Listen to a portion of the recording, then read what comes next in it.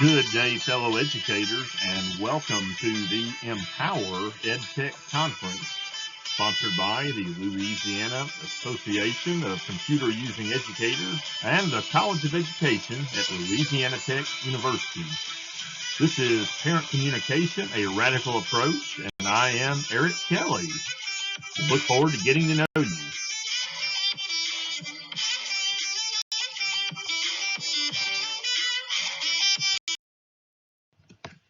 Before we get into our content, I want to give a brief introduction of myself. As I said, I am Eric Kelly. I am a 7th grade English instructor at Wonder Junior High School, which is located in West Memphis, Arkansas. We are part of the West Memphis School District. This is my 6th year in education, and prior to becoming an educator, I served as the marketing director for a large women's health practice in Memphis, Tennessee. Also managed medical offices for several years. I originally majored in marketing at the University of Memphis in the early 90s with no aspirations of ever being an English teacher, but that changed a few years ago when I went through a layoff and ended up going back to school and getting a teaching degree, and I'm very glad that I did. I am married to my lovely wife, Michelle, and this is a picture of the two of us. We just celebrated our 2-year anniversary. So we were very excited to celebrate that. We live in Marion, Arkansas, where we raise our 2 kitty cats, and we enjoy traveling, hiking, kayaking, reading, and just spending time together. So that's me. Let's get into our content. I do have one more point of information before we get into our content. This is our brand new school in West Memphis, Arkansas, Wonder Junior High School. And as I record this, we are preparing for the first day of school in our new school building tomorrow. So kudos to Wonder Junior High and the West Memphis School District. We're excited about a great year in our new school.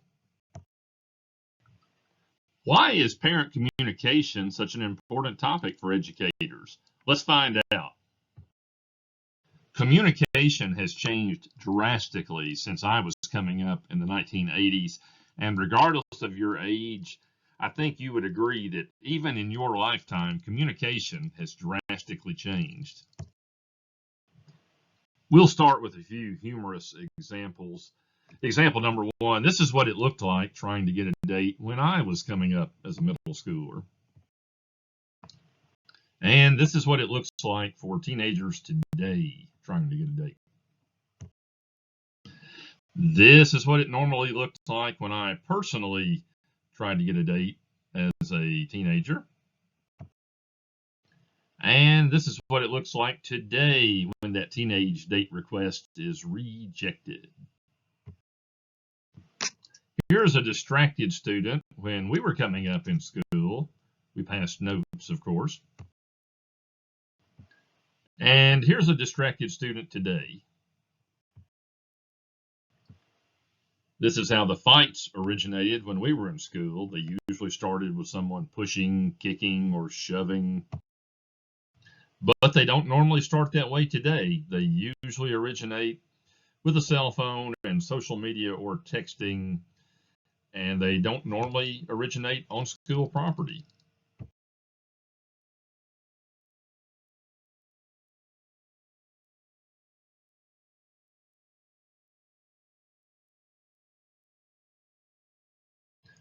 So what is your goal today as you listen to this presentation? Let me put it this way.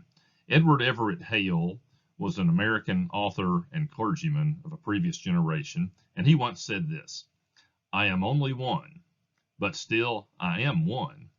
I cannot do everything, but still I can do something. And because I cannot do everything, I will not refuse to do the something that I can do." I said that to say this. I'm going to present you with a lot of information in a short period of time. And if you try to implement every single technique that you learn about in this presentation, you're going to overwhelm yourself and you're going to burn yourself out. So your goal for today is not to implement everything that you hear. Your goal is to pick 2 to 3 action items from this long list of techniques and attempt to perform those 2 to 3 items with tenacity over the next few weeks. And I think you'll see a big difference in your classroom management. These are the things that we'll cover in this presentation: in-person meetings, the open house, in-person meetings as parent-teacher conferences, texting, phone calls, snail mail, videos, and event attendance. Additionally, we will touch on some social media tips, some things to say to parents that tend to work well, and typical results of this radical approach. So let's begin with the annual open house. And your school probably begins the school year with one of those, as most do. One thing that I strongly encourage is to hand out a syllabus to each parent that night. This is my syllabus from a previous year, and as you can see, it's pretty basic. It has my contact information, a brief summary of what we will do in English class, a short supply list, my rules and expectations, and a list of the curriculum and texts that we'll be using. But one thing you'll notice on my syllabus that's different is that I've given out my cell phone number, and this is my actual cell phone number. Now, I realize that this is not for everybody. This is radical parent communication, and I'll give you some other options as we go forward, but here are some things to consider. When you give out your personal cell phone number to parents, you're really not giving up as much privacy as you might think. In fact, in 5 years of doing this, I have had very few instances where parents abused that privilege of having my number as a teacher. Remember also that you don't have to answer every time the phone rings, and you don't have to respond to every text. Additionally, you respond when you choose to respond. So you're not giving 24/7 access to yourself. You're just giving them another method to contact you within the boundaries that you set. And you as a teacher have the ability to post those boundaries for communication. You may put in your syllabus, I am not available for school business between the hours of blank and blank. And remember, you have the blocking option, most likely on your phone. And so if a parent does get abusive, by all means, block that parent's number. One thing you need to remember is to smile when you're meeting with parents. We often forget that in this digital age, but it's so important, and it takes the edge off of the conversation and just makes people feel at home. Also, look the parent and the student in the eye as you're talking to them. It shows that you're confident in what you're saying and that you can be trusted. Another thing I like to do is include my first name when I introduce myself to parents. I'm Eric Kelly. Now, the students must call me Mr. Kelly. It's not a change in that protocol.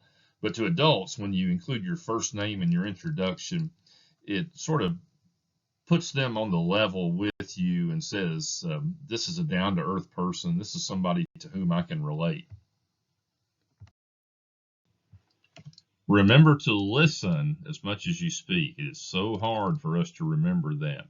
But you're not only there to give out information, you're there to collect information. And many parents have something they need to say to you that's very important. As you listen, make note of things that you have in common and discuss those topics. If they like to fish and you like to fish, bring that up. That creates a connection. And allow the parent to ask any questions they have before you conclude so that they don't leave empty-handed of any information they needed. After the open house, text and/or email every parent who attended and thank that person for attending. You will probably be the only teacher who does this, and those parents will remember you for that all year. Just a tiny step you can take that will make a year's worth of difference at the very onset of that school year. Let's move on to parent-teacher conferences. Thomas Reid, who was a Scottish philosopher, once said this: there is no greater impediment to the advancement of knowledge than the ambiguity of words. Why did I include that? I did so I could say this. Before I was a teacher, I was a single parent with divided custody of my 2 sons, and I made a point to go to every parent-teacher conference And I was always excited to go because I was able to build relationships with those teachers. But I often left disappointed as well because I didn't receive any solid information about my child's performance. And so I decided when I became a teacher that my conferences were not going to go that way. So you don't want to be vague in your parent-teacher conferences. You want to be over-prepared and very specific. In fact, have some work samples that you can hand back, individual graded assignments, have detailed feedback on those assignments, and hand those back to the student and parent and go over with them so they can see the types of mistakes their students are making. Then get even more specific. Pull up your online or paper grade book and review the specific data with the parent. Let them see every single grade their child has made, every 0 for when they didn't turn an assignment in, every 100 for every perfect assignment, and show them how the grade averaged out to where it came. This will get rid of a lot of vagueness and ambiguity in their minds and leave with them with no question of how that child arrived at that grade. Then conclude your parent-teacher conference with each parent with a very specific plan of correction. And this is how my plan of correction always goes. I have a stack of assignments on which the student performed poorly, and I say, let's redo these assignments within this designated time frame. I will regrade the assignments and use the new grade instead of the old grade, no strings attached. This forces the student to correct his or her mistakes and thereby learn, and that's the goal of what we're doing, is learning. And then I remind the parent to text or call me if the student gets stuck and say, I can get on the phone with you if needed. If your school offers after school or Saturday tutoring, push that very heavily as well. We did that last year at our school, and it made a world of difference in student outcomes. So when you approach parent-teacher conferences with solid data and a specific plan of correction, you usually get very strong buy-in and support from the parents. Now let's shift gears and talk about texting. Texting is one of our most underused assets in education. In fact, there are a multitude of reasons to text the parents of your students. Occasionally, I'll text every single parent. Let's talk about that. Here are some reasons to text. One is behavior management. Don't hesitate to text on the spot or immediately after class if a student is not behaving properly. That's not to be delayed if needed. But on the flip side, text the parents to brag on the student. If a student has improved, it deserves to be recognized. My personal love language is words of affirmation, and I like to hear when I've done a good job. And I think many of our students think just like I do in that manner. So don't hesitate to brag on that student by text as well. Text the parents of your failing students. One thing that I try to do is to review my grade book every 1 to 2 weeks. And then I'll text the parents of every student who is failing. That keeps them in the loop and a lot of times changes the course long before it would otherwise be changed. On the flip side, though, I like to text the parents of the honor students as well and brag on them. Text the parents to commend the students for extracurricular involvement. If Serena hit a good shot at the basketball game, text mom and let her know. There's a good chance that mom was not able to attend the game. If Marquise had a great trumpet solo at the chorus or band concert, text mom and let her know. Again, there's a good chance that she was prohibited from coming by situations out of her control, and she would love to know that you were there supporting her child. I also like to text the parents to let them know their child has a test tomorrow. In fact, in this example to the right, I even took a picture of the study guide and included that. So what I did essentially was to eliminate every single excuse. We reviewed it in class, we handed out a study guide, I even texted the study guide home. And so there is no excuse at that point for the child to fail that test. I have removed any reason for poor performance. I also like to text home with important class-related announcements. In this particular example, we had begun reading a novel called Code Talker, so I scribbled a note on a sticky note explaining to the parents what we were doing with the novel, encouraging at-home reading, took a picture of it, and texted it to every single parent. And if one or two students read more than they otherwise would have, it was definitely worth the effort. Sometimes I will retext district announcements, and you could say that's a waste of time or it's being extra because the parents are already getting those announcements, and most of them are, but it never fails that there will be a few parents who slip through the cracks or had a change of number and are not on the district or school's text list, and you come through as the hero in that case. So don't hesitate to just text district or school messages to your parents as well and let them know that you cared that much to take the time to do that. Earlier in the presentation, I mentioned that giving your personal number may not be for everyone. And if you're not comfortable doing that, I never want to pressure you to do something you're not comfortable doing.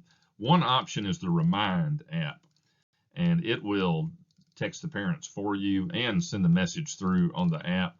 I don't personally use it, mainly because many parents fall through the cracks by not signing up for it, but it is a very good, high-quality app, and I encourage you to use that as an option if you prefer not to give out your own number. It also saves you a lot of time because you can just type it in once and it goes out to everybody. So that is another technique you can use. Let's switch gears and talk about phone calls. Phone calls are another great asset, which is underused a lot among us as educators. Use that phone liberally. There are a multitude of reasons to call the parents of your students as well. Of course, we already know this one, but one big reason to call home is for classroom management. Don't be afraid to stop right in the middle of class and call a parent for behavior correction. Or one technique that I use sometimes is I intersperse little 2 or 3 minute videos that reinforce the topic I'm teaching. And when I get to the video, that's when I'll stop and call the parent. That way my instruction flow is not interrupted, and that tends to work real well.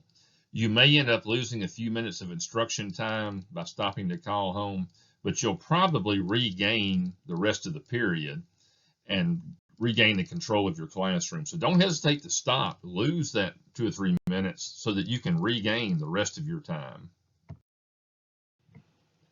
One of our frustrations as teachers is that we often call home and encounter the disconnected phone number or the phone that doesn't have voicemail set up. So what do you do in those situations?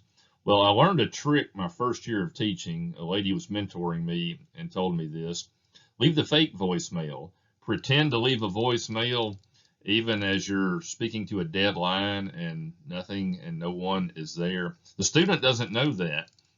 And the student is not going to go home and say, Mom, did you get that message he left? So a lot of times the fake voicemail will accomplish the same result that you're going for and get that child back in line.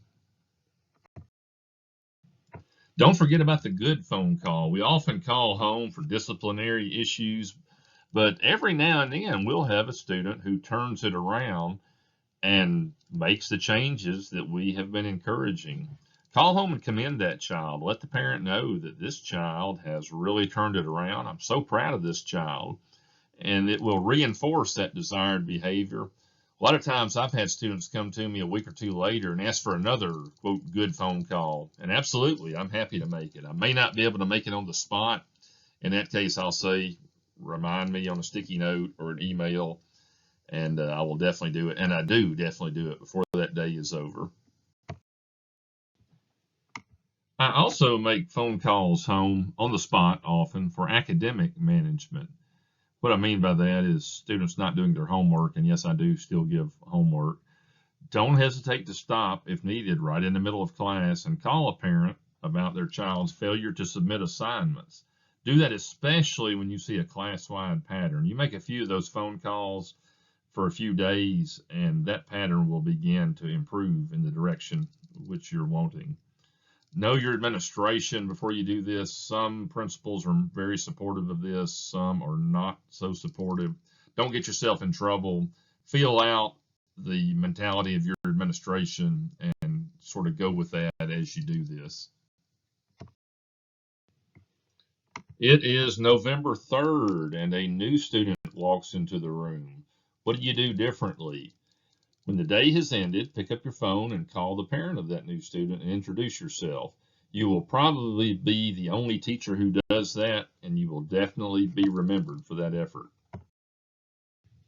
Again, there are other options for people who are not comfortable giving out their phone number or calling on their cell phone. Google Voice is one of those options. And Google Voice will give you a fake number so that when you call, it comes up as the Google number of so-and-so teacher. So that's another option you can use to hide your personal number and get the same results. voice.google.com. Let's shift gears again and discuss a much and often forgotten technique, snail mail. Author Susan Lindroth once said, "To write is human, to receive a letter, divine." In this day and age of high-tech communication, which is great, handwritten notes have almost become a forgotten art. And because of this, they are a rarity, and because of that, they are more powerful than ever. If you really want to get a parent's attention, get out a piece of stationery, put a stamp on an envelope, handwrite a note, stick it in an envelope, and mail it. Emails get deleted. Handwritten notes get placed on refrigerators and bulletin boards. It's going to be there to stay if you send a note home. Another thing I like to do is make personalized videos. And don't let that scare you off. It's not all that difficult. It may be as simple as pulling out your phone, videoing yourself, and then uploading it to YouTube, sending the link out to the parents. Videos are completely unexpected when received by the parent or student, but they're not that difficult to create, and sometimes the spoken word is more powerful than the written word. So think about that as an option, making a video, texting or emailing the link out to your parents. These are some reasons that I have created videos in the past. One, at the beginning of the year to introduce myself. Another, to recognize honor students at the end of the quarter. And one that I like to use nearly every year is to motivate and prepare our students for standardized tests. I'll make a video going over test taking techniques and things we want them to know. And hopefully that's helping our scores. This is a slide which is a screenshot of my YouTube channel, and I have a lot of videos that I have made over my teaching career for the classroom. So I'm going to leave this slide up here for just a moment. Feel free to take your phone out, take a picture of it, and it's got the address where you can go if you'd like to see many, many samples of teaching videos.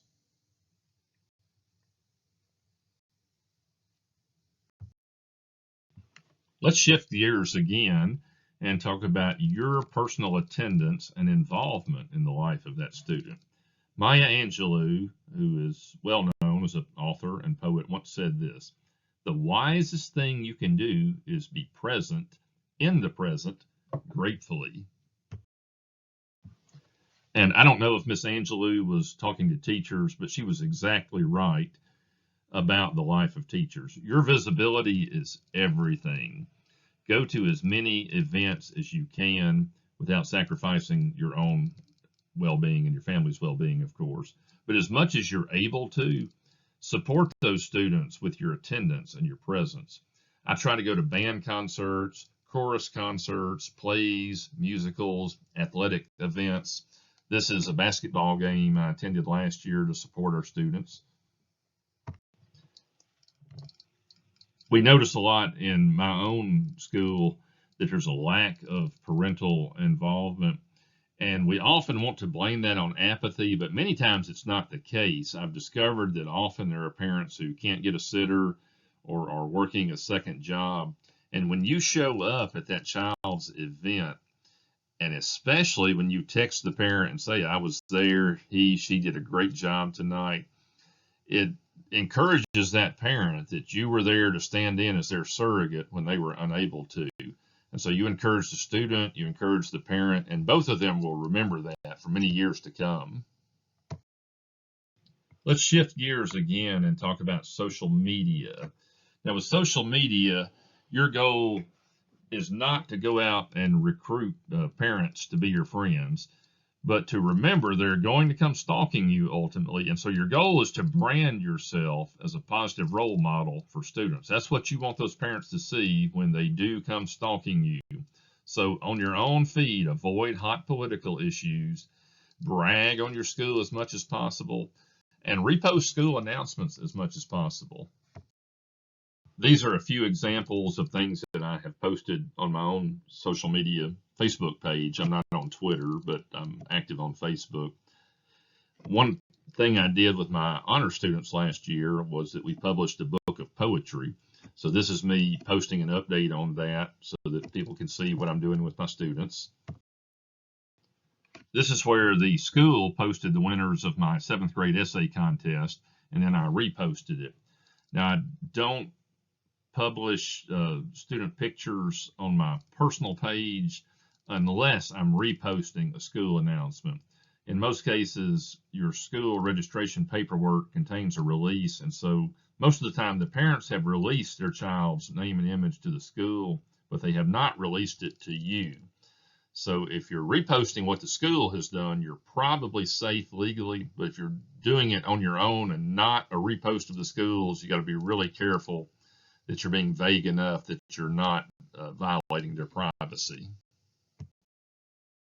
This was a neat post that I did on my Facebook page. My wife and I went to hear Aaron Gruel speak at Collierville High School just outside of Memphis. And if you have seen the movie Freedom Riders, she is the person on which it was based. Hilary Swank was the actress who played her, but Aaron Gruel is the young lady who actually did the work in the movie and was being portrayed.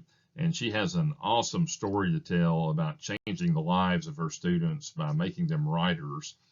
And we went to see her, and so that was something I posted. And again, it just brands you as a teacher who cares about your students and cares about what you do. And finally, on that note, here's a repost I did. I went to the Christmas concert by our band and reposted the photos of that.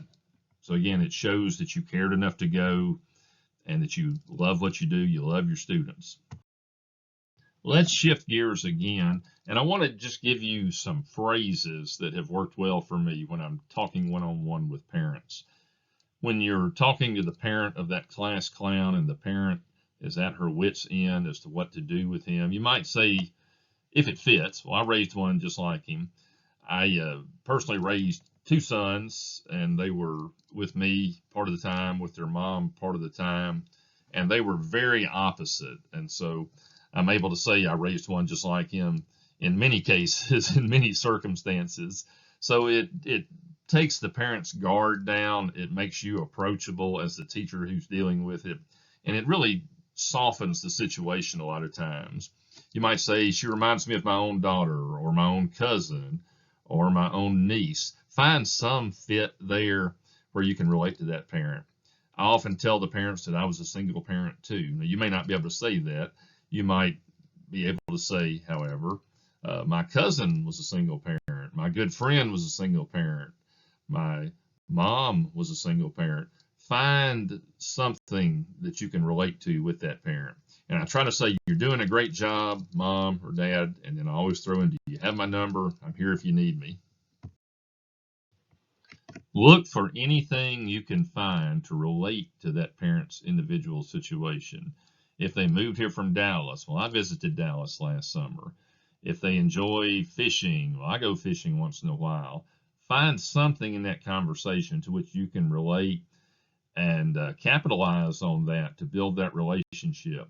And then share personal experiences that relate to that parent's individual situation. There's probably something you've done in your life that's similar to what that parent is doing or going through.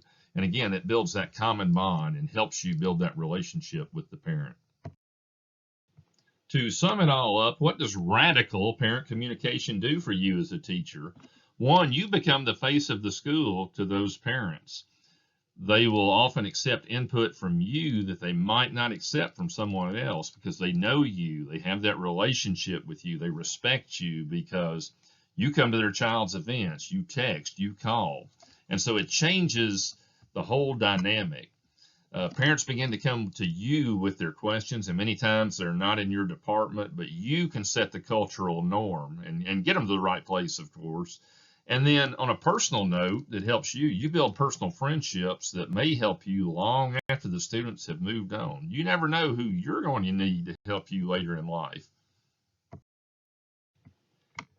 And in my own case, I have seen personally that grades improve, behavior improves, you develop a solid reputation by which your credibility is seldom questioned. By that I mean parents will often say, I don't have to worry about Mr. Kelly. He always keeps me informed. And then you become a strong asset to your administration in doing so. I do hope you've enjoyed my presentation. We are wrapping it up now, but this is my contact information. That is my cell phone and my email. You are welcome and encouraged to contact me if you have any questions or if I can help you in any way. I am available to speak at other functions. I am a full-time teacher, and so I have to work it around my teaching schedule. But normally, it's not that hard for me to go within a 100-mile radius of Memphis. And of course, online, I can go anywhere. I can go further out personally with some notice as well. And of course, I've tried to schedule that around my school schedule. I am on Facebook. I would love to have you follow me. And I do have a Teachers Pay Teachers store. So it has been a pleasure. I've enjoyed speaking with you. Best wishes, and I hope you enjoy the rest of the conference.